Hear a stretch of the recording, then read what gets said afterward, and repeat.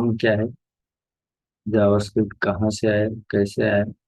उसके बाद हम लोगों ने जावास्क्रिप्ट के फीचर्स जो है वो डिस्कस किए हैं, जैसे कि हाई लेवल प्रोग्रामिंग लैंग्वेज है, डायनामिक टाइपिंग है, क्रॉस प्लेटफॉर्म, रिच इकोसिस्टम, और बाकी कुछ और भी बहुत सारे इसके फीचर्स है जो कि आपको अभी समझ में नहीं आएंगे, लाइक इवेंट हैंडलिंग, इवेंट क्या होता है तो आगे चल के आप समझेंगे।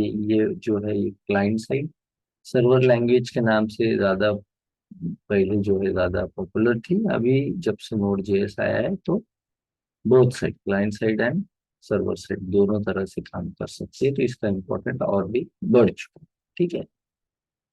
Again class object oriented programming, जब आप क्लास सीखोगे, ऑब्जेक्ट सीखोगे, ठीक है, तो वो आप अच्छे से समझ पाओगे। यहाँ तक के डिस्कस हम लोगों ने अभी किया है। ये तो हुआ कि बेसिक, एक हम कह सकते हैं इसे इंट्रोडक्शन, कि क्या है जावास्क्रिप्ट और कहाँ से आई है, क्या इसके फायदे हैं, क्या इसके फीचर्स है, ये सारी चीजें हम लोगों ने डिस्कस की है। अब आती है मुद्दे की बात कि अगर हमें सीखना हो जावास्क्रिप्ट या कोई भी प्रोग्रामिंग लैंग्वेज यहाँ पे कहीं तो किस तरह से सीखी जाए। ठीक है, तो उसी तरह से सीखे। ठीक है, बेसिकली जैसे हम लोग कोई और लैंग्वेज, जैसे इंग्लिश हम लोग यहाँ पे तो इंग्लिश लैंग्वेज सीखना है, उसी तरह से देखिए। बेसिकली लैंग्वेज का मतलब क्या है, लैंग्वेज का मीनिंग है, जैसे कि आप जनरल इंग्लिश लैंग्वेज या कोई भी लैंग्वेज के लिए अगर आप डेफिनेशन देखो तो जो हमारे जो विचार है वो विचार किसी और को देने का या लेने का काम जो है वो हम लोग थ्रू द लैंग्वेज करते हैं। कि कोई किसी के दिमाग में क्या चीज है तो वो बोल के हम लोग को बताएगा, या हमारे दिमाग में क्या चीज है हम लोग बोल के किसी को बताएंगे। यहाँ पे प्रोग्रामिंग लैंग्वेज का भी काम वही है, लेकिन सिर्फ जो अदर लैंग्वेज है वो लोग हम लोग आपस में बोलते हैं, ये आपको मशीन के साथ बोलना है। ठीक है, तो बात वही है कि इंसान को अपनी कोई चीज समझाना और मशीन को अपनी कोई चीज समझाना। जैसे मशीन को अब इंसान जो है हम लोग समझाने के लिए या हमारे विचार बताने के लिए भी इस्तेमाल करते हैं। मशीन के लिए हम ज्यादातर ऑर्डर के लिए, या फिर हम कह सकते हैं उसे कि उसे कुछ इंस्ट्रक्शन देने के लिए कि आपको ऐसा ऐसा कोई सिचुएशन रहेगा तो ये सिचुएशन में आपको इस तरह से बिहेवियर आपका रखना है। ठीक है, तो सेम ही बात हुई कि मेरे दिमाग में ये चीज है कि अगर ऐसा हो तो ऐसी चीज होनी चाहिए, आपने ऐसा ऐसा करना है, ये बताने के लिए। That's like to explain my thoughts to the machine, we can say हम लोग प्रोग्रामिंग लैंग्वेज यूज करते हैं। तो कैसे हम लोग एक इंग्लिश लैंग्वेज कैसे सीखते हैं, क्या होता है इंग्लिश लैंग्वेज के अंदर, कैसे चलती है। पहले मैं इंग्लिश लैंग्वेज को करते हूँ, बाद में हम प्रोग्राम। क्या आवाज थोड़ा नेटवर्क इशू है, दैट्स व्हाई कभी कभी बीच में छोड़ देते हैं। ठीक है, आवाज आ रही है। Yes sir. ओके, तो देखिए, तो कहाँ तक था मैं आप लोगों के साथ, मुझे पता नहीं कब इंटरनेट मिस हो गया, बता सकते हो आप। कि हम लोग लैंग्वेज के बारे में डिस्कस कर रहे थे कि लैंग्वेज जो है हम लोग हमारे दिमाग के अंदर जो चीज है वो बताने के लिए जो है यूज करते हैं। तो देखिए, जैसे मान लो अब ये तो पता चला है कि किस चीज के लिए यूज करना है। ठीक है, अब कैसे इसे सीखना है, मुझे सीखना है जैसे कि प्रोग्रामिंग लैंग्वेज, तो कैसे सीखोगे। जैसे ही इंग्लिश लैंग्वेज आप सीखते हो, इसके अंदर छोटे छोटे पार्ट पहले सीखो। फिर हम लोग इंग्लिश कैसे सीखते हैं, जैसे पहले हम लोग अल्फाबेट, जैसे कि जो कैरेक्टर है वो अल्फाबेट और नंबर्स सीखते हैं। उसके बाद उसके अंदर हम लोग थोड़े थोड़े वर्ड्स सीखते हैं, अ, थोड़े नंबर जो है वो समझते हैं, है ना, कैसे होते। फिर हम लोग उसके अंदर छोटे छोटे वर्ड्स सीखेंगे। तो जैसे बच्चा एक लैंग्वेज सीखता है ना, उसके बाद फिर आप उसके सेंटेंस सीखोगे, पैराग्राफ सीखोगे, तो उसी तरह से आपको ये लैंग्वेज भी सीखना है। जैसे इंग्लिश में हम लोग अल्फाबेट्स एंड डिजिट होते हैं इंग्लिश के अंदर, वैसे प्रोग्रामिंग लैंग्वेज के अंदर भी यही अल्फाबेट्स एंड डिजिट होते हैं। ठीक है, और जैसे इसके अंदर कुछ स्पेशल सिंबल भी होते हैं, वो भी आपको यूज करने होते हैं, ठीक है। जो कि क्योंकि ये राइटिंग बेस पे ज्यादा है, तो स्पेशल सिंबल भी इसके अंदर एक बेसिक लेवल पे जो है हम लोग बोल सकते हैं, यहाँ पे आ जाते हैं, ठीक है। तो उसके बाद जैसे हम लोग इंग्लिश के अंदर छोटे छोटे वर्ड सीखना शुरू करते हैं, या छोटे छोटे नंबर्स जो है वो सीखना शुरू करते हैं, वैसे ही इसके अंदर जो आता है प्रोग्रामिंग लैंग्वेज के अंदर आपको वेरिएबल्स, जो मान लो कि अब अल्फाबेट तो आपको पता है, यही टाइपिंग करना है, आपको इंग्लिश में ही करना है, ये सिखाने की जरूरत नहीं। उसके बाद वाला जो नेक्स्ट पोर्शन जो आपको प्रोग्रामिंग लैंग्वेज में सीखना है वो होता है वेरिएबल्स एंड कीवर्ड्स, ठीक है। अब जैसे आप वेरिएबल और कीवर्ड, जैसे यहाँ पे आप वर्ड और नंबर समझ लो एक बार, तो उसके बाद आप बना सकते हो सेंटेंस, ठीक है। वही अगर आप एक बार वेरिएबल सीखो, डेटा टाइप सीखो, तो उसके बाद आप जैसे यहाँ पे हमने वेरिएबल एंड डेटा टाइप, ठीक है। अगर ये सीख लो आप, तो फिर आप स्टेटमेंट जो है स्टेटमेंट्स बना सकते हो, ठीक है। Statement means nothing but instruction, एक छोटे छोटे इंस्ट्रक्शन आप दे सकते हो अपने कंप्यूटर को कि ऐसा अगर हो तो इस तरह से आपको बिहेवियर करना है, ये चीज आपको देना है, ठीक है। और जैसे हम लोग सेंटेंस होने के बाद एक पैराग्राफ बनाना सीख लेते हैं इन सेंटेंस से, वैसे ही स्टेटमेंट सीखने के बाद आप जो है एक फंक्शन यहाँ पे बना सकते हो, ठीक है। या इसी को आप प्रोग्राम भी, एक छोटा सा प्रोग्राम कुछ स्टेटमेंट को मिला करके एक छोटा सा प्रोग्राम या छोटा सा फंक्शनलिटी आप बना सकते हो, दैट इज फंक्शन, ठीक है।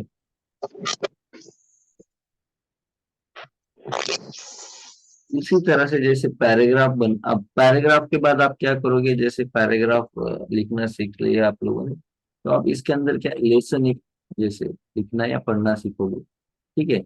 वैसे ही इसके अंदर आप क्लास सीखोगे, ठीक है।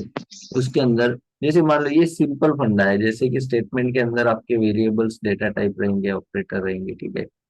इसी को ऑपरेटर कहते हैं, जिसे स्पेशल सिंबल हम लोग कह रहे हैं, वो ऑपरेटर भी कहा है। अगर ये चीजें सीखोगे आप, वेरिएबल डेटा टाइप और ऑपरेटर, ठीक है, तो आप स्टेटमेंट बना पाओगे। स्टेटमेंट अगर आप सीख लेते हो तो यूजिंग स्टेटमेंट आप जो है फंक्शन बना पाओगे। फंक्शन बनाना सीख लो तो फिर आप उसका जो लार्जर जो चीज रही कि फंक्शन से आगे फिर क्या, तो फिर आप क्लास का, जो कि काफी सारे फंक्शन को मिक्स करके हम लोग एक क्लास बनाते हैं, काफी सारी फंक्शनलिटीज को मिक्स मिक्स करके हम क्लास बनाते हैं। जैसे यहाँ पे काफी सारे पैराग्राफ मिक्स करके हम लोग एक लेसन बनाते हैं, काफी सारे सेंटेंसेस मिक्स करके हम लोग एक पैराग्राफ बना सकते हैं, इसी तरह से। और जैसे काफी सारे लेसन्स मिला करके आप एक बुक बना सकते हो, ठीक है। उसी तरह से काफी सारे क्लास मिक्स करके आप एक मॉड्यूल बनाते हो, ठीक है, इस तरह से, ठीक है। जिसे इन्हीं मॉड्यूल से जो है वो बनता है सॉफ्टवेयर। जब कुछ मॉड्यूल्स आप मिक्स करते हो तो उसका बनता है सॉफ्टवेयर, ठीक है।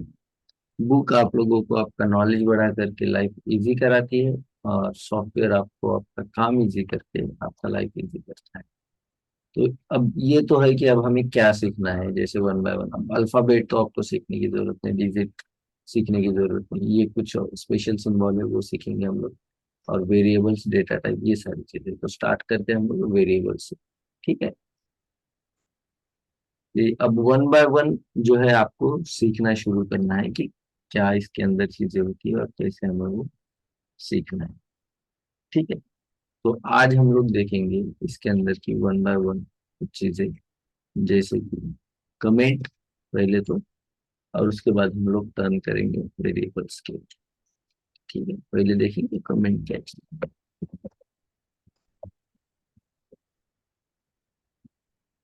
कमेंट क्या होता है, कमेंट एक इस तरह का आपका कोड होता है, यू कैन से कोड के ही अंदर आप कमेंट लिखते हो, ठीक है। लेकिन वो कोई कोड ना हो करके इस तरह का कोड होता है जो नॉट यूजेबल, जैसे कि मैंने आप लोगों को पहले एक मैसेज आपको यहाँ पे प्रिंट करा के दिखा, कंसोल, यहाँ पे ये अभी आपको समझने की जरूरत नहीं कि क्या है, मैं यहाँ पे लिख देता हूँ वेलकम।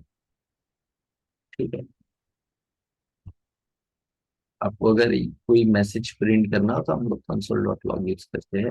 ठीक है, ये एक फंक्शन ये है जैसा जो कि कोई भी चीज प्रिंट करने के लिए हमें हेल्प करता है। और यहाँ पे मैं इसे रन कर देता हूँ, जो हमारा फाइल है।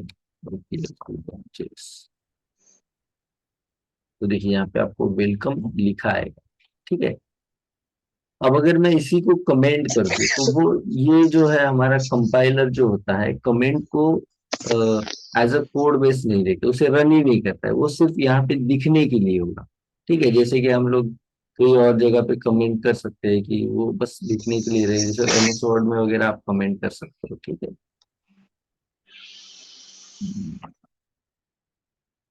ओके। यहाँ पे कमेंट कैसे काम करेगा? कमेंट वो पोर्शन रहेगा, जैसे कि मैं इसी को अगर कमेंट कर दूं और सेव कर दूं। ठीक है, तो अब अगर मैं रन करता हूँ मेरी फाइल को तो वो कोड जो है, जो मैंने लिखा है वो दिखाई तो देगा। ठीक है, लेकिन यहाँ पे आउटपुट में कुछ नहीं आएगा, क्योंकि इसे हमारा कंपाइलर, जो हम कमेंट करते हैं उसे हमारा कंपाइलर रन ही नहीं करता है। ठीक है, तो फिर ये करना ही क्यों है? अगर कंपाइलर रन ही नहीं करता है तो फिर ये क्यों हम लोग कमेंट करते हैं? ठीक है, तो बेसिकली कमेंट का एक्चुअल जो काम होता है, तो वो कुछ इस तरह का होता है कि वो कोड, जैसे मान लो ये मेरा लाइन है या फिर कोई भी कोड है, तो उसके बारे में जो एडिशनल इंफॉर्मेशन होती है उसके लिए हम लोग जो है कोड लिखते हैं, ये जो कमेंट है वो लिखते हैं। जैसे मान लो कि मेरा कोई फंक्शनलिटी है, लाइक लाइक ये मेरा कोई साइड बार है, साइड बार के लिए मैं कुछ कोड लिखने जा रहा हूँ। ठीक है, जैसे कि मान लो यही जो कोड है हमारा साइड बार है, तो मैं यहाँ पे कमेंट लिखूंगा साइड बार। ठीक है, देन मान लो मैंने कुछ यहाँ पे कोड किया है, उसके बाद यहाँ पे मैं जैसे कि मेरा साइड बार जो रहेगा उसके लिए क्लोज बटन के लिए मैं कुछ कोड लिख रहा हूँ, मैं क्लोज बटन। ठीक है, देन आगे मैंने और कुछ कोड लिख करके मैं यहाँ पे मान लो फंक्शंस या हम कहेंगे या नेविगेशंस के लिए मैं कुछ जेएस का कोड कर रहा हूँ। तो उसके लिए तो हर प्रोग्रामिंग लैंग्वेज के अंदर जो है आपका कमेंट जो है वो यूज ही होता है, लेकिन मैक्सिमम टाइम कमेंट को जो यूज करते हैं इस तरह से एडिशनल इंफॉर्मेशन, जो कि आपको कंपाइल नहीं करना है, सिर्फ यहाँ पे देखने के लिए कि मान लो अगर कोई दूसरा डेवलपर आपका कोड देखता है तो उसे देख के ही समझ में आ जाए कि ओके ठीक है, यहाँ से जो है साइड बार स्टार्ट हो रखा है, ये क्लोज बटन के लिए कुछ फंक्शनलिटीज बनाई है, ये नेविगेशन के लिए कुछ फंक्शनलिटीज बनाई है, उसके लिए वो कोड किया गया है। तो ये जो एडिशनल इंफॉर्मेशन होती है जो आपके कोड को समझने के लिए इजी हो जाती है। ठीक है, इसके लिए हम लोग कमेंट यूज करते हैं। ठीक है, तो उसके अंदर आप कोई भी चीज लिख सकते हो, या फिर हम लोग डिबगिंग के लिए यूज करते हैं। डिबगिंग के लिए फॉर एग्जांपल कि मान लो मुझे बस अभी के लिए ये देखना है कि यहाँ पे वेलकम प्रिंट हो रहा है कि नहीं हो रहा है, अगर मैं कोई चीज यहाँ पे प्रिंट करता हूँ तो वो होती है कि नहीं, जैसे हमने अभी देखा कि मुझे अगर कोई मैसेज प्रिंट करना हो रहा है कि नहीं, हाँ ओके ठीक है, हालांकि मुझे यहाँ पे वेलकम लेना नहीं है, बस मैं चेक कर रहा हूँ कि मुझे वेलकम जो है प्रिंट में आता है कि नहीं आता है। तो मैंने वो यहाँ पे ले लिया और उसके बाद उसे कमेंट कर दिया। ठीक है, हाँ हो सकता है इसकी बाद में मुझे और जरूरत पड़े तो मैं उसे कमेंट करके रख दूंगा वहां पे, जब जरूरत है तो मैं उसे कमेंट आउट कर दूंगा, निकाल दूंगा। ठीक है, इस तरह से तो फिर बाद में वो एक्टिव हो जाएगा। और डीएक्टिवेटेड कोड होता है ये, जिसे हमारा कंपाइलर जो है वो रन नहीं करता है, दैट इज कमेंट। ठीक है,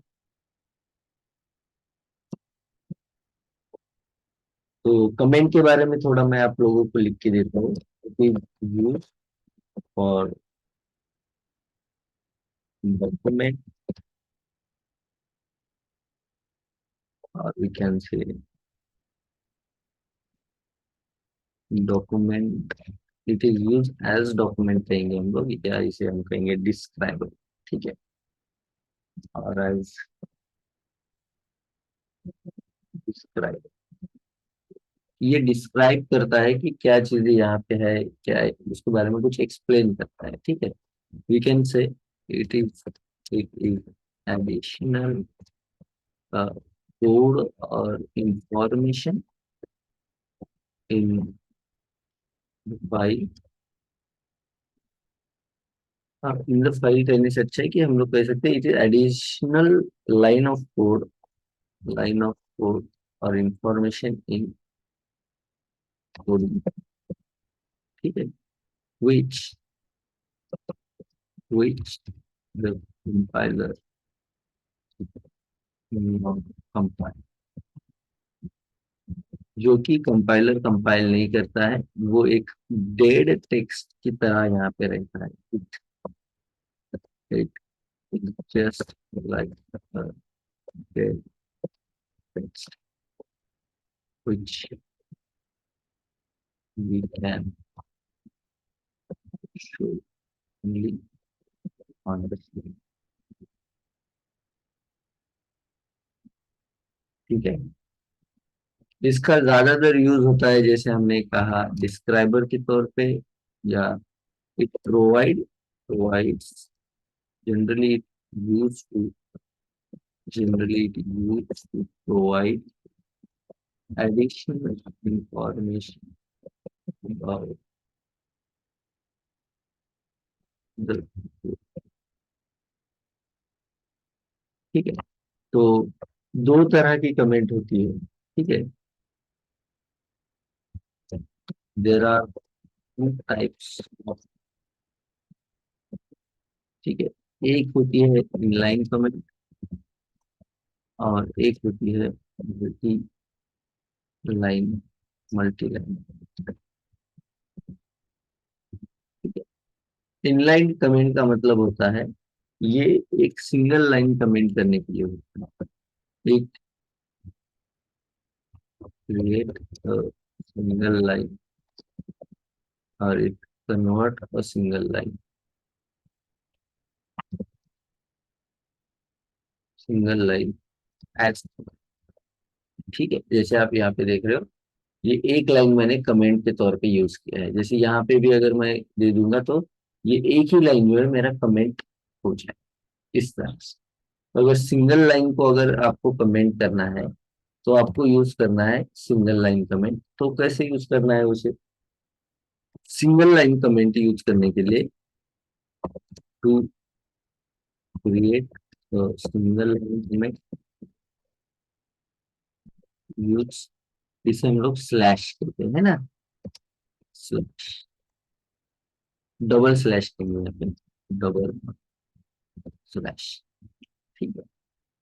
अगर सिंगल लाइन कमेंट आपको करना है तो आपको क्या करना है, सिंपली यहाँ पे टू टाइम स्लैश दीजिए, और ये जैसे ग्रीन कलर में आपको दिखाई दे रहा है तो ये कोड दिखेगा नहीं कहीं पे। इसका कोई इम्पैक्ट आपके आउटपुट पे या कोड पे कोई इम्पैक्ट नहीं रहेगा, ना ही वो आउटपुट में दिखेगा, ना आपके कोड में कोई उसका डिस्टर्बेंस रहेगा, ना एडिशनल कोई चीज ऐड करेगा, बस दिखने के लिए रहेगा। तो डबल स्लैश दीजिए और यहाँ पे इन लाइन ऐसे, ठीक है। ये हुआ कमेंट का एक पार्ट, ठीक है। एग्जाम्पल के तौर पे मैं यहाँ पे आपको लिख कर देता हूँ, एग्जाम्पल इस तरह से आप देखते हैं कि मल्टी लाइन कमेंट कैसे, कि अगर एक से ज्यादा लाइन है और आपको एक ही साथ उन्हें कमेंट करना है तो फिर आपको कैसे क्रिएट और convert multiple line,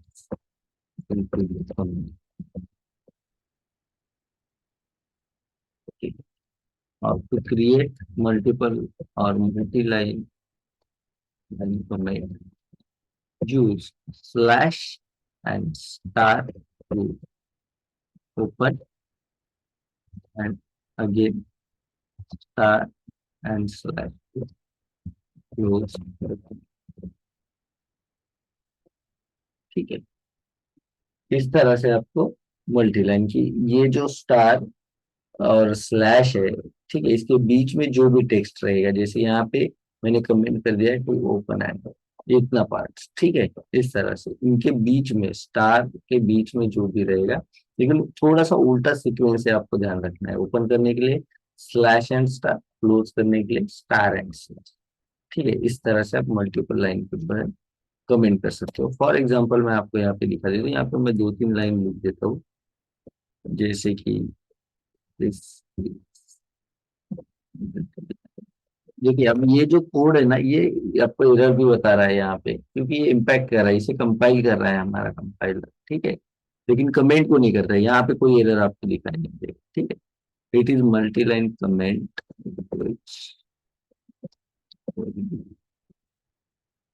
design flash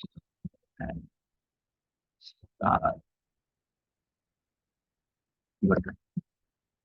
देखिए अभी अगर मैं यहाँ पे आकर के, जो मेरी फर्स्ट लाइन है, यहाँ पे आकर के डबल स्लैश अगर यूज करूँ तो आपको दिखाई देगा कि एक ऊपर वाला लाइन जो है उतना ही कमेंट हुआ है। लेकिन अब मुझे ये तीनों के तीनों लाइन कमेंट करना है, तो उसके लिए मैं करूंगा स्लैश स्टार, और जहां तक मुझे कमेंट करना है वहां पे स्टार जो है एंड कर दूंगा, एंड स्लैश। देखिए जहां तक मैंने कमेंट किया, वहां जहां तक मैंने एंड किया है वही जो है कमेंट बन चुका है, और बाकी जो है वो कोड है आपका जैसे कि वैसे। ठीक है, तो इस तरह से आप जहां तक आप चाहते हो वहां तक कमेंट कर सकते हो। सिंगल लाइन कमेंट का यह है कि वो लाइन के अंदर जितना भी रहेगा, फिर चाहे वो इंपॉर्टेंट भी है कोई चीज, मान लो ये, तो भी वो कमेंट करेगी। उसका काम है सीधा जितना लाइन के अंदर जितना आ रहा है वो सारा का सारा कमेंट कर दे। लेकिन आपको अगर मान लो कि एक स्पेसिफिक एरिया जो है कमेंट करना है, या फिर मल्टीपल लाइन जो है वो कमेंट करना है, तो आपको यूज करना पड़ेगा मल्टी लाइन कमेंट। ठीक है, तो वो आप इस तरह से बना लेते हो। इसके लिए तो मैं एक एग्जाम्पल के तौर पर यहाँ पे लिख देता हूँ, ठीक है। ये करेंगे हम लोग slash and star, this is multi line and again. Clear है आप लोगों को? किसी को इसके अंदर कोई दिक्कत, कुछ पूछना है इसके बारे में?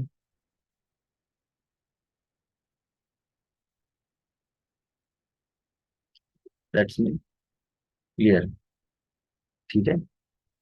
अब हम लोग देखते हैं कि चलो कमेंट तो हो गया हमारा सीखना। कमेंट के बाद हमें देखना है वेरिएबल, ठीक है, कि वेरिएबल किस तरह से काम करते हैं, इवन वेरिएबल होते क्या है, ठीक है। अब अगर मान लो जैसे अब आपको पता है कि आप अगर सॉफ्टवेयर बनाते हो, तो सॉफ्टवेयर के अंदर हम लोग क्या करते हैं कि अलग अलग डेटा, जैसे आप ऑनलाइन देखिए कि आप कोई फॉर्म भर रहे हो, तो आप अपना इंफॉर्मेशन सारा उसके अंदर पुट कर रहे हो, ठीक है।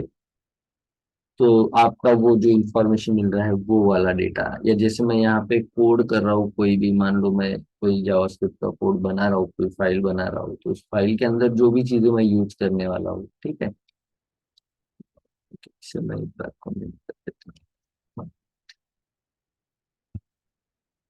ओके, या फिर जैसे मान लो अब मेरे पास आपको यहाँ पे अमन डॉट जेएस दिखेगा, ठीक है, या जैसे ये वेलकम टू जेएस हमने लिखा है, ठीक है।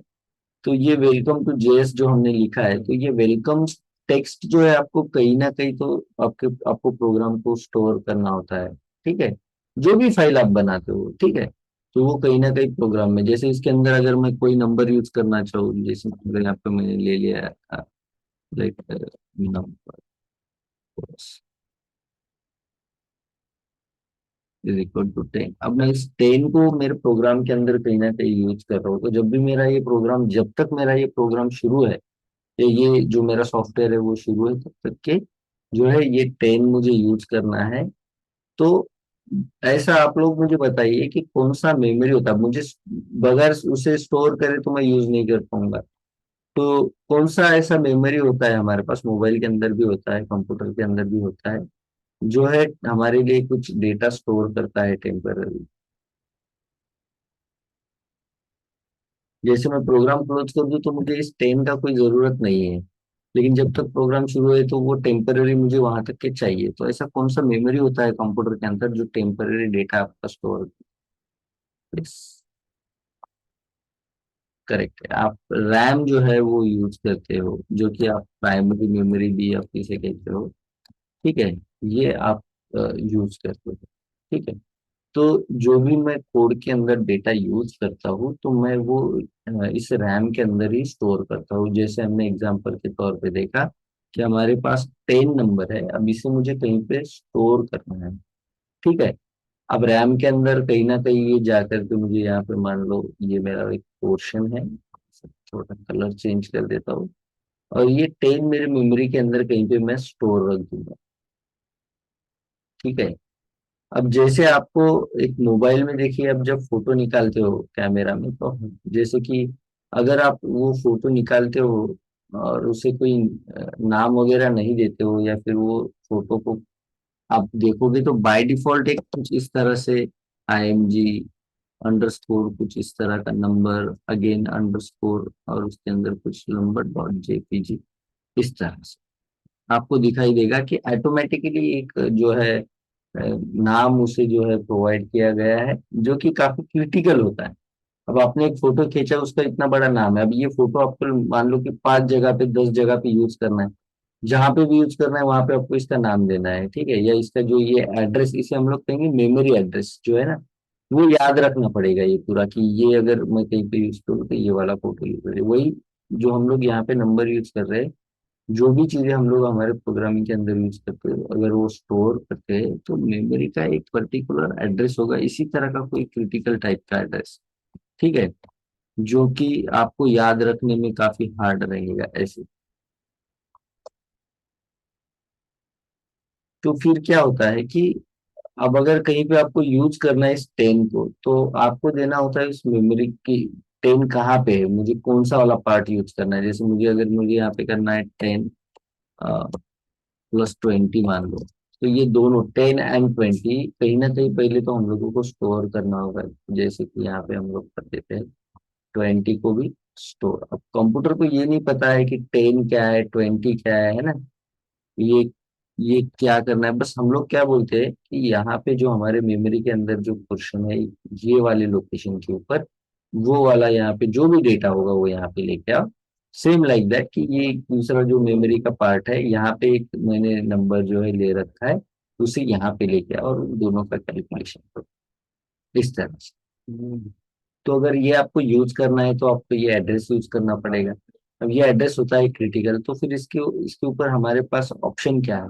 ऑप्शन ये है कि अगर हम लोग मान लो इसी मेमोरी एड्रेस को अगर हम लोग, जैसे कि फोटो को हम लोग रीनेम अगर कर दे एक बार, हमारे पास फोटो है, जैसे कि हमने नीचे एग्जांपल ले लिया, यही फोटो अगर मुझे कहीं पे भेजना है या कहीं पे ओपन करनी है, और अगर मैं इसे एक नाम दे देता हूँ जैसे कि माई इमेज, ठीक है।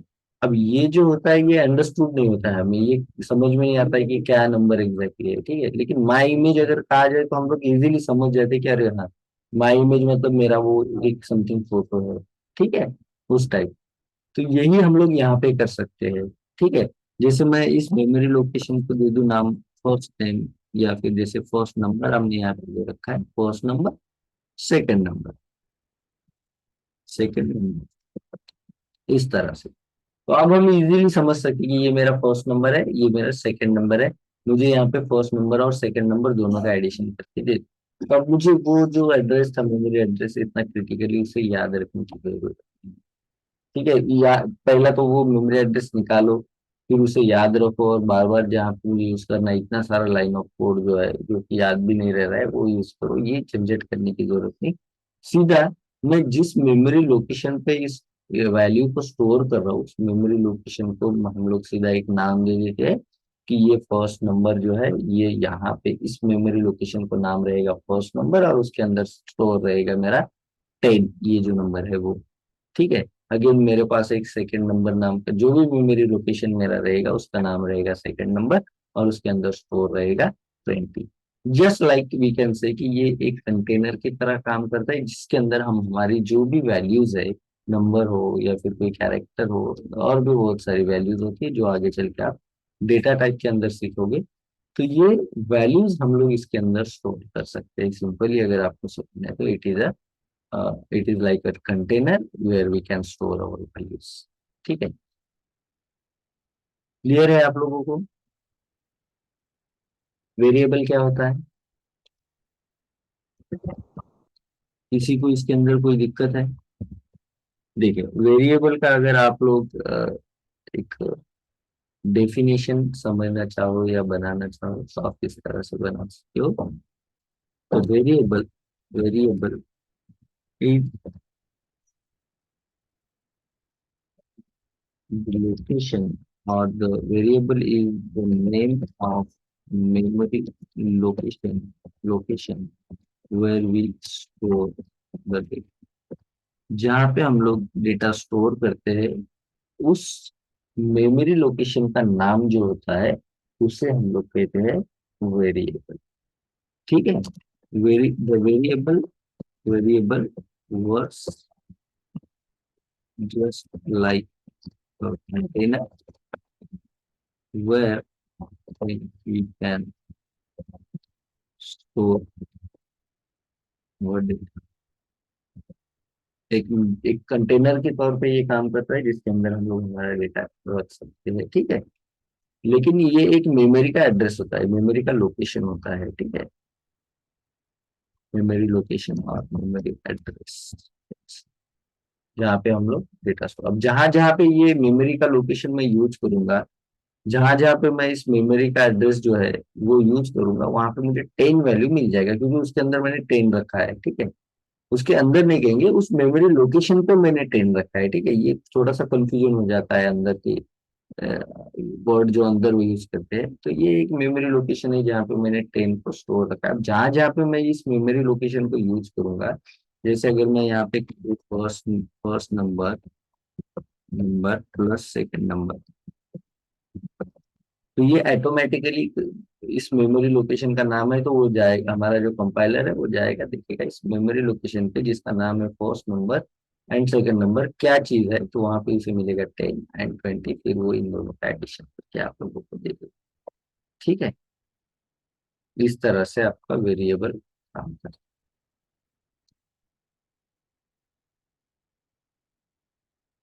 So the variable works just like a container where we can store our data। ठीक है।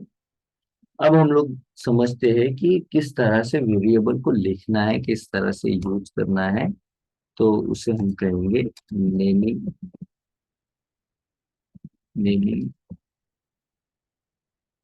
Convention, convention, naming convention. कैसे उसे यूज करना है, कैसे लिखना है। चलो ठीक है, ये तो हम समझ गए कि मेमोरी लोकेशन को कोई नाम दे दो, वो इजी रहेगा, उस नाम को आप कहीं पे भी यूज करो। तो किस तरह से ये नाम देना है, क्या उसके रूल्स है, ठीक है, उसी को हम लोग कहते हैं नेमिंग कन्वेंशन, कि किस तरह का हमें जो है नाम देना है। तो इसके कुछ छोटे मोटे रूल है, वो आपको ध्यान रखना है। फर्स्ट ऑफ ऑल, कि ये नाम जब भी आप दो एक स्टैंडर्ड लेवल पे, तो आपको यूज करना है यूज यूज कैमल केस। ठीक है। यूज कैमल केस, ये कैमल केस क्या होता है, ठीक है, ये समझ लो पहले ये। जैसे आपको पता है कि अपर केस क्या होता है। अपर केस मतलब सारे अल्फाबेट्स जो है आपके वो कैपिटलाइज है। उसके बाद हमारे पास होता है लोअर केस, जिसके अंदर सारे अल्फाबेट्स जो है वो स्मॉल रहेंगे। ठीक है। उसके बाद हमारे पास जैसे कि जनरल हम कहेंगे केस, तो जिसके अंदर पहला कैपिटल रखते हैं हम लोग वर्ड, और बाकी सब स्मॉल रखते हैं, इस तरह से।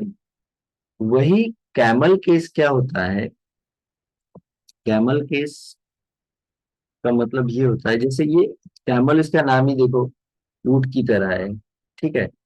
तो कैसा ऊंट का आप अगर स्ट्रक्चर देखो, तो ऊंट का बेसिकली स्ट्रक्चर क्या होता है कि जैसे उसकी गर्दन छोटी है, बीच में एकदम ऊंचा उनका जो होता है, वो पीठ का जो पोर्शन होता है बीच में एकदम ऊंचा होता है, और बाकी दोनों साइड छोटा होता है।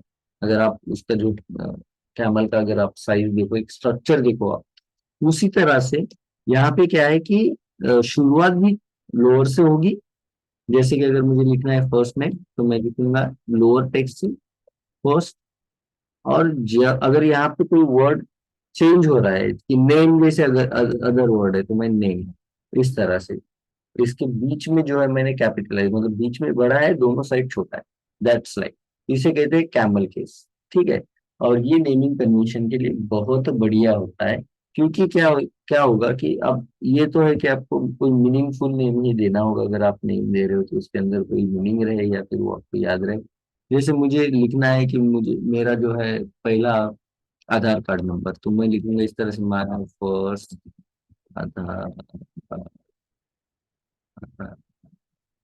तो ये कंफ्यूजन, तो ये नया आदमी अगर देखेगा तो ये समझ में नहीं आएगा उसे कि ये एग्जैक्टली है क्या। लेकिन वही अगर मैं कर दूं माय फर्स्ट, तो ये एफ कैपिटल से वो समझ सकता है आधार कार्ड, क्योंकि इसके अंदर हम लोग स्पेस नहीं यूज कर सकते। तो हम लोग क्या करते हैं इस तरह से कैमल केस के अंदर लिखते हो तो एक स्टैंडर्ड है, नहीं लिखोगे तो कोई इम्पैक्ट नहीं है। ठीक है, जैसे मैंने यहाँ पे लिखा है फर्स्ट नंबर। ठीक है, अब इसी फर्स्ट नंबर को मैं प्रिंट करना चाहूँ तो देखिए, नंबर फर्स्ट को प्रिंट कर लेते हैं हम लोग। पहले मैंने नंबर फर्स्ट ले लिया, उसके बाद उसे प्रिंट कर रहे हैं हम लोग, और देखते हैं कंसोल में।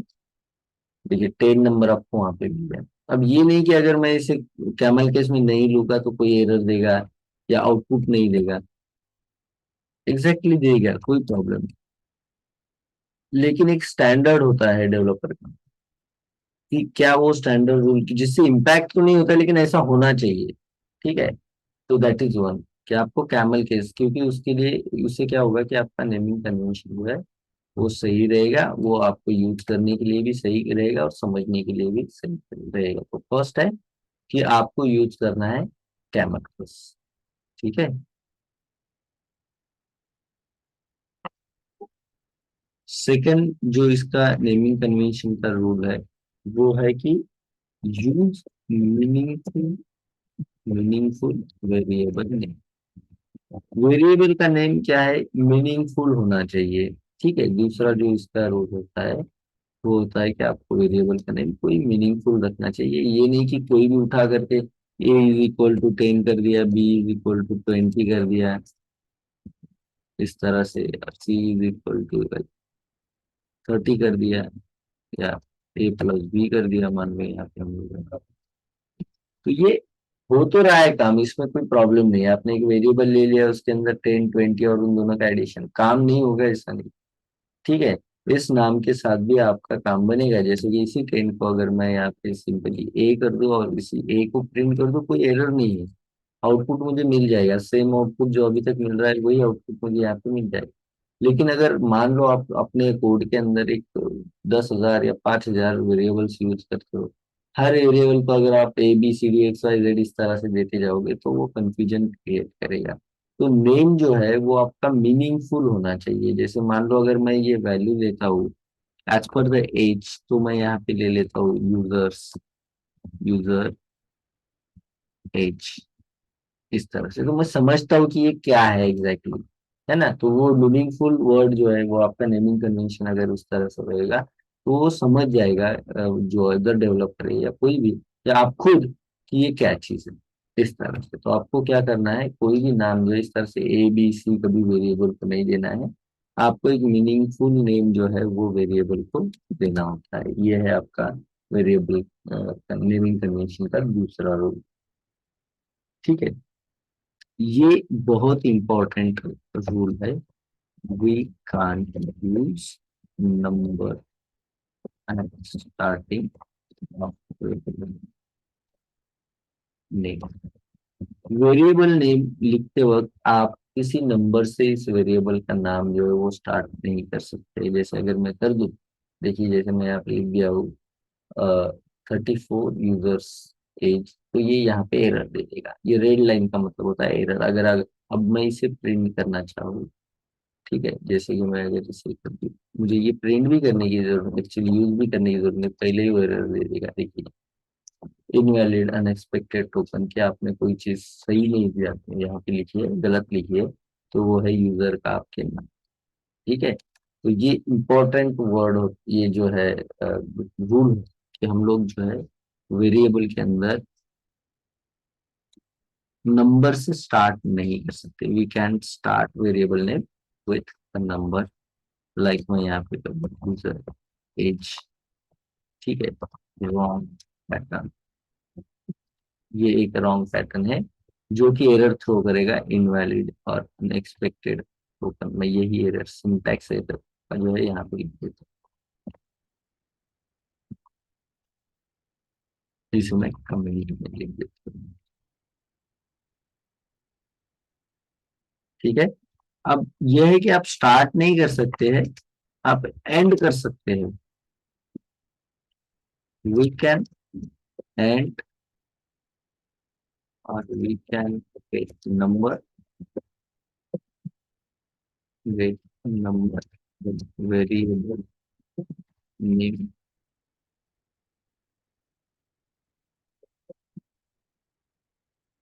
ठीक है। जैसे कि आप इस तरह से ले सकते हो, यूजर वन एज, इस तरह से ले सकते हो, यूजर एज वन, इस तरह से भी आप ले सकते हो। इसके अंदर आपको दिक्कत नहीं रहेगी। लाइक मैं यहाँ पे आपको प्रैक्टिकली दिखा देता हूँ, जैसे कि user one age, it is correct. देखिए कोई भी कोई यहाँ पे एरर भी नहीं आ रहा, और आउटपुट भी आपका सही से यहाँ पे दिखाई देगा आपको। ठीक है। या आप नंबर से एंड भी कर सकते हो, नो इशू। जैसे कि यहाँ पे अगर मैं एंड कर दूं वन, तो उसी तरह से आप एंडिंग में नंबर ले सकते हो। ठीक है, ओके। कुछ मैंने गलत कर रखा है यहाँ पे, age one is equal to, save करने का बाकी पैसा। कुछ गलत हो रहा है आप लोगों को, दिखाई दे रहा है कुछ नहीं? ओके ठीक है। यहाँ पे देखिए वन वन मैंने दोनों जगह पे, तो नेम दोनों सेम नहीं हो रहे, जो मैं प्रिंट कर रहा हूँ और जो मैंने यूज किया है, तो दैट्स व्हाई वो एरर दे रहा है। ये डिफाइन ही नहीं किया है आपने जो प्रिंट कर रहे हो, इस तरह से। तो ये भी कोई दिक्कत नहीं, ठीक है। तो आप इस तरह से भी यूज कर सकते हो, लेकिन एज पर स्टैंडर्ड बहुत कम दफा ऐसा होता है कि आप लोग आपके यूजर नेम, आपका जो भी वेरिएबल नेम ले रहे हो उसके अंदर यूज कर रहे हो ये नंबर जो है वो बीच में या एंड में, बहुत कम। ठीक है। तो अगर ज्यादातर जो है वो आपको अल्फाबेट जैसे नेम की तरह यूज करना।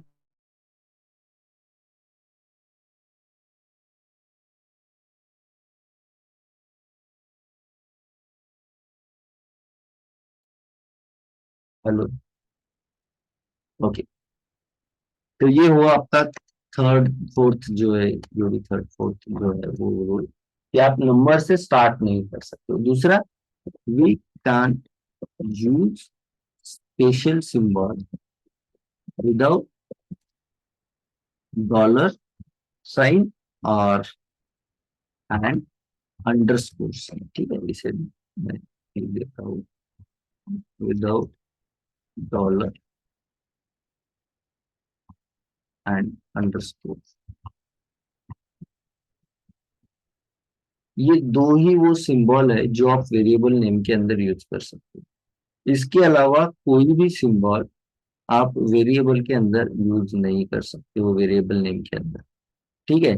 जैसे कि यहाँ पे मैं यूज कर सकता हूँ, लाइक बस ये जैसे आप देख रहे हो, डॉलर एंड अंडरस्कोर। अगर इसके अलावा मैं कोई अदर सिंबल यूज करूँ, तो देखिए यहाँ पे एरर दे देगा। ठीक है। जैसे मैं एंड जो है वो साइन यूज करूँ, या कोई भी स्पेशल कैरेक्टर जो है, एक सिंबल जो है वो अगर यूज करता हूँ, तो वो यहाँ पे एरर दे देगा आपको। जैसे स्लैश यूज कर सकते हो, या फिर जैसे टिल्डा यूज करो, कोई भी एट द रेट यूज करूँ, तो वो एक्सेप्ट नहीं करेगा। So it is also one of the most important rule that we can't use any special symbol or any special character, we can say symbol, special character without dollar and underscore. ठीक है। Underscore भी बहुत important बनता है।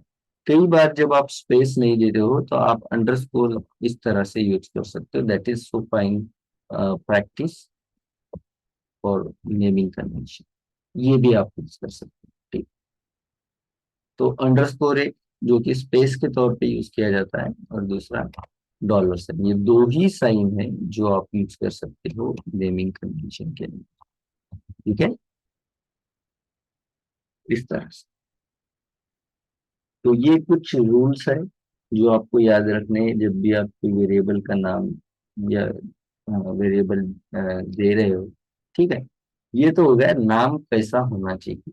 ठीक है। अभी हम लोग डिस्कस करते हैं कि वेरिएबल का नेम तो चलो ठीक है, हम समझ गए। अब नेम ऐसा रखना है, अब एग्जैक्टली वेरिएबल लिखना कैसा है। वेरिएबल की दो स्टेज होती है। ठीक है। एक होता है वेरिएबल डिक्लेरेशन, और दूसरा होता है वेरिएबल इनिशियलाइजेशन, जो या फिर हम लोग उसे कहते हैं डेफिनेशन। ठीक है। वेरिएबल के अंदर we have two important stages or important part of variable. One is variable declaration और दूसरा है वेरिएबल डेफिनेशन, जैसे इनिशियलाइजेशन। ठीक है, तो इसे हम लोग थोड़ा सा समझते हैं कि वेरिएबल को डिक्लेयर कैसे करना है। डिक्लेयर करना मतलब ये बताना कि मैं कुछ इस नाम का वेरिएबल लेने जा रहा हूँ। ठीक है, और फिर उसे इनिशियलाइज करना कि चलो ये जो मैंने इस नाम का वेरिएबल ले रखा है, मैंने जो इस मेमोरी लोकेशन को कुछ ये नाम दे रखा है, तो इस मेमोरी लोकेशन के अंदर मैं कोई वैल्यू स्टोर करने जा रहा हूँ, and that is this. Like मैं यहाँ पे जो आप देख रहे हो यहाँ पे यूजर एज 10। ठीक है, मैंने दोनों चीजें एक ही साथ करी एग्जैक्टली। ये क्या होना चाहिए, जैसे मैंने ये डिक्लेयर कर दिया है वेरिएबल यूजर जो है उसका नाम यूजर एज 1, ये मैं कोई मेमोरी लोकेशन है जो मैं यूज करने जा रहा हूँ, जिसे मैंने नाम दिया है यूजर एज फर्स्ट। और इसके अंदर अब मुझे क्या करना है, तो यूजर एज 1 फर्स्ट के अंदर मैं ये जो है समथिंग वैल्यू स्टोर करना है। तो ये जो पार्ट होता है इसे हम लोग कहते हैं वेरिएबल डिक्लेरेशन। ठीक है, और ये जो जब हम उसके अंदर कोई वैल्यू असाइन कर देते हैं, कोई वैल्यू उसके अंदर स्टोर कर देते हैं, तो उसे हम लोग कहते हैं वेरिएबल इनिशियलाइजेशन और वेरिएबल डेफिनेशन। ठीक है, देखिए यहाँ पे लिख देता हूँ, when we declare that declare the name of memory location where we are going to store any value। उसे जब हम लोग नाम देने के लिए डिक्लेयर करते हैं, उसका जो नाम है वो डिक्लेयर करते हैं कि ये समथिंग नाम रहेगा, उसे हम लोग कहते हैं वेरिएबल डिक्लेरेशन। जो किया जाता है इस तरह से, जैसे कि var फर्स्ट नेम या फिर लेट फर्स्ट नेम या फिर कॉन्स्ट फर्स्ट नेम, इस तरह से। तो यहाँ पे नेक्स्ट क्वेश्चन ये बनता है कि ये var लेट एंड कॉन्स्ट ये क्या चीज। ठीक है, तो ये भी हम लोग आगे डिस्कस करेंगे कि वैर लेट एंड कॉस्ट क्या चीज है। ठीक है, तो ये वो आपका डिक्लेरेशन। और डेफिनेशन क्या होता है, जैसे कि when we store any value, store और we can say यहाँ पे असाइन असाइन करते हैं उस वेरिएबल के लिए जो नेम हमने लिया है, या स्टोर करते हैं उसके अंदर we can say, और assign any value in the variable that is called variable definition और वेरिएबल इनिशियलाइज करना है उसके। इस तरह से एग्जाम्पल के तौर पे यहाँ पे हम लोग लिख लेते हैं, अ, जैसे कि first name, it is the declaration of variable, and first name is equal to 20। You can say this is the initialization or definition।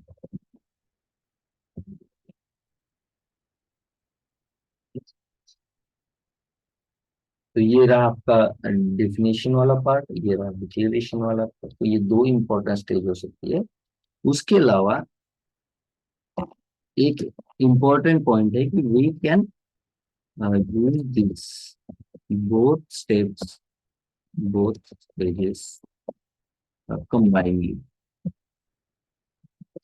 ठीक है, इसे हम लोग कंबाइन भी यूज कर सकते हैं। फॉर एग्जांपल मैं इसी को इस तरह से लिख सकता हूँ, var first name is equal to 20, that's it.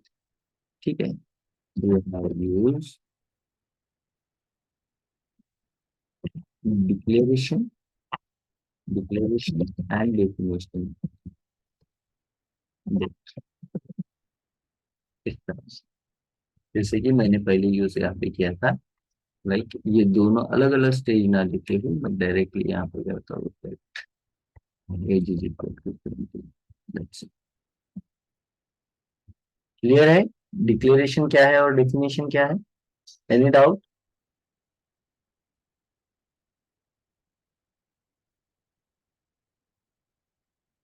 First of all आपको पता होना चाहिए कि वेरिएबल क्या चीज है। तो वेरिएबल एक मेमोरी लोकेशन का नाम है जहाँ पे हम लोग कोई भी डेटा जो है वो स्टोर कर सकते हैं, असाइन कर सकते हैं। अगर जहाँ पे भी मैं उस नाम को यूज करूंगा उस मेमोरी लोकेशन के, दैट मीन्स वेरिएबल के नाम को, तो वो जो है जो भी वैल्यू उसके अंदर मैंने स्टोर की है उस लोकेशन पे मैंने स्टोर की वो वैल्यू मुझे वहां पे मिल जाएगी। ठीक है, तो जहां जहां मुझे वो वैल्यू यूज करनी है तो मैं वेरिएबल जो है वो यूज करूंगा। उसके बाद आपको क्लियर होना चाहिए कि वेरिएबल का नाम किस तरह का होना चाहिए। ठीक है, वो रूल्स हम लोगों ने देखे।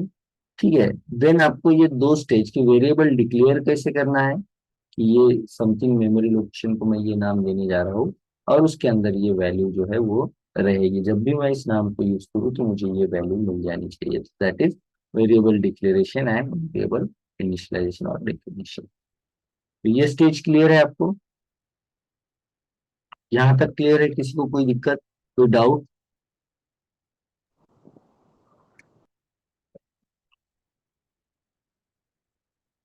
Okay, fine. आप अगर बात नहीं कर सकते हो तो आप जो है ना मैसेज भी कर सकते हो, ठीक है? Okay, no problem, fine. अब क्वेश्चन ये बाकी होता है, ये खटकता है अभी दिमाग के अंदर कि व्हाट इज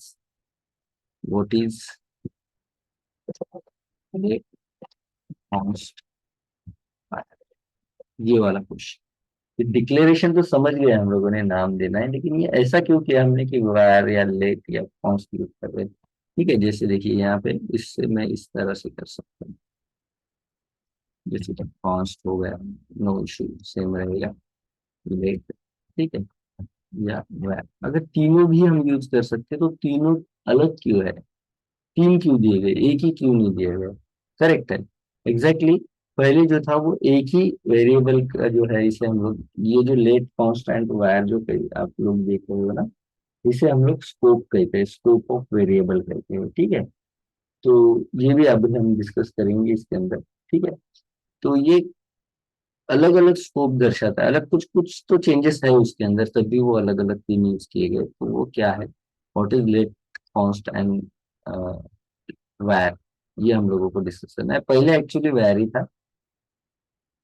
2015 में जब ES6 जो वर्जन है वो जब रिलीज हुआ तो उसके अंदर लेट और कॉन्स्ट को ऐड किया गया। तो अभी हमें सिर्फ समझना है कि लेट एंड कॉन्स्ट क्या है, अगर आप लोगों का मेंटेलिटी है।